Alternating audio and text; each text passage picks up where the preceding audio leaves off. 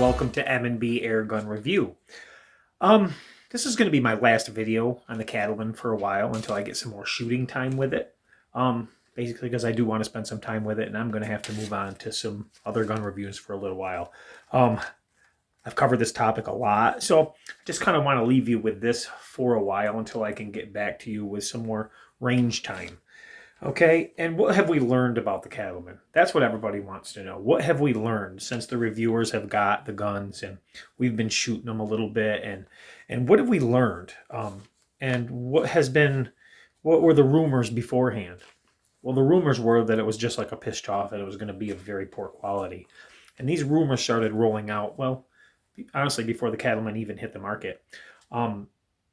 And pleasantly, that is certainly not the case. So the stigma that Cattleman had to overcome was pretty extreme. But they're doing that, and they're doing that very quickly. They are overcoming that stigma very quickly as us, the reviewers, get these guns and actually get our hands on them and see exactly how accurate that they really are, and the build quality, especially the build quality. So I'm going to give you my list. This may vary according to other reviewers, but this is my impressions on this gun, the things that stood out about the Cattleman PCP rifles, and this is what I found to be true about them. Number 10, they feed really decent. They're a decent feeding gun. At least the magazines I got both fed decent. I did try them both. If I had to say that the rifle itself had a flaw, which is not really the rifle flaw, I'd say it's a magazine flaw. It did feed nice, but it should have some type of block-off plate so you can't dry fire on your last shot. And I think that's about really my only gripe with the rifle. The cocking mechanism was smooth as butter. It functioned for me every time. I did double feed once by accident, and a lot of us reviewers are doing the same thing. I just found that out too. Over at Maccabee Speed's channels, it's a danger of double feeding them until you get used to the rifle for sure. So number 10, they feed really nice. Number 9, they're really consistent. Generally they keep very consistent groups.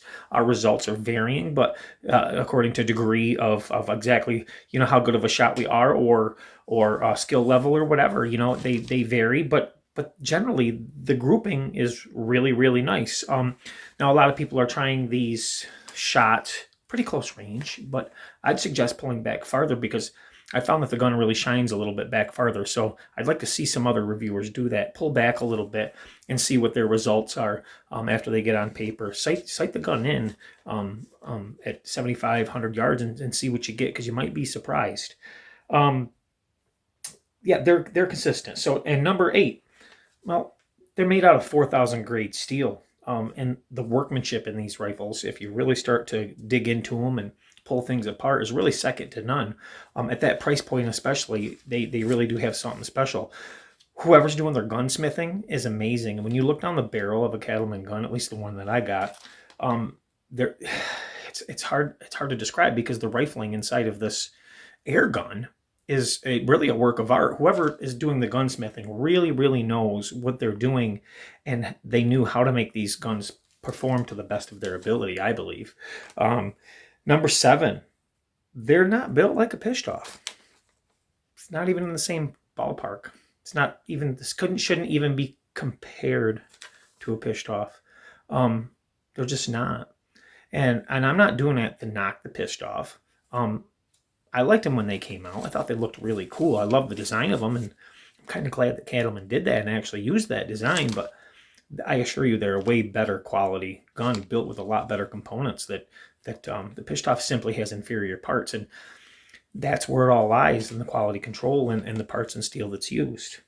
Number 6, Cattleman way underestimated, or way they didn't list the feet per second at their website.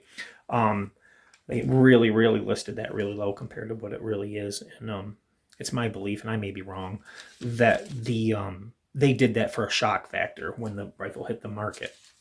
Because it's kind of ingenious, actually, because everybody was saying that there's no way these guns are going to be powerful. They're going to be junk. They're not going to be powerful. Cattleman lists there, and that's the first thing I heard when I started actually, talking about this gun a little bit on my channel, was how they're going to have 800 feet per second. That's not a lot. That's not enough power. That's not enough power. And I kept hearing that, and you know, in my eyes, that was actually enough power for what they were offering, you know, but I kept hearing it and kept hearing it. And then boom, they hit the market and they're shooting 1,100, 1,200 feet per second, breaking the sound barrier on every single shot.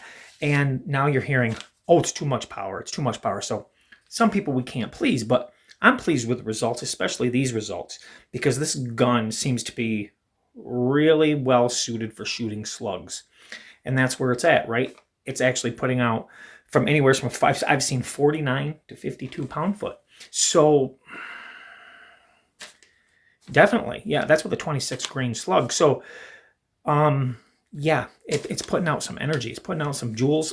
So what more do you want? So there's two things right there that are have been proven wrong. You know, well, a bunch. We got the build qualities proven wrong. We got the power that's proven wrong. The foot pounds is proven wrong. You know, so yeah, definitely have it. And they, like I said, they shoot well over 1,000 feet per second, 1,100, 1,200 feet per second with a medium grain pellet. That's really impressive. That's really, really impressive. And results are going to vary according to what pellet design you're running. I used an inexpensive pellet and it functioned really, really, really well. And I've had a few viewers chime in and say, yeah, we run those too. And it's like a little known secret. I've never used them before. And that's the Ruger Superpoint 22 and 17 grain. I've never used those before. I gave them a try. First time, had them on me, I used them, and I was really impressed with them. Your results may vary, but I was impressed with them, and they're inexpensive. I actually picked them up at Walmart just to stock up on pellets. So I'm getting sidetracked, but let me go drop down to number 5, okay? Number 5 was the foot pounds. Number 5 was the foot pounds. Like I said, very powerful gun, and everybody said it wasn't going to be. Number 4, love slugs. Shooting 26 grain slugs at 50 foot pounds. What more can you ask for in a gun at that price point that's built that well, right? Number 3, you get a lot for the money. You're getting a case, you're getting a cleaning kit, you're getting a bunch of extras, and you're getting, the most of all, you're getting excellent customer support out of a company that cares and donates back to the Wounded Warrior Project. So that's cool. And number 2, it's got a 23-inch barrel, and it's rifled, like I said, but 23-inch barrel, and that really goes a long way with the accuracy and the grouping. If you know in the airgun world, your accuracy has a lot to do with temperatures, and guns change dramatically according to temperature variances. So keep that in mind, but it's a consistent gun. No matter what the temperature, you're going to be consistent, but try to keep in mind if you sight your gun in at an extremely low temperature and then it warms up drastically, your gun's going to shoot different. So just keep that in mind. And number 1, what's the number thing? The number 1 thing about the Cattleman gun, it's accurate. And if it wasn't accurate, none of that other stuff that I said would even matter, because we got to hit our target. And that's what it boils down to in the end with any air rifle, any rifle at all, any gun at all. If it's not accurate, it's of no use, and you might as well just throw it away or hang it on the wall, because it's never going to be of use. I expect to get a lot of range time out of this particular PCP. So I'm going to be a while coming back with videos. I'm going to make some. I'll get some shooting videos of it.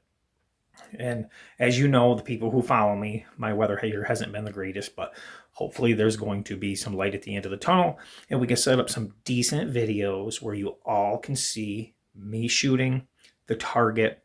No games, no funny, but you're just going to see it. So I'll do the best I can to get those out to you, and that's all I can do for now. And I really appreciate you guys. You guys rock, and you're making this channel jump quickly. And honestly, it's a little bit overwhelming because I'm not used to it, and I'm trying to keep on top of all the comments. So if you can, hit that like button, share, subscribe, and hit that notification bell so you don't miss out on other upcoming reviews. And I'll be talking to you later, guys. Thanks a lot.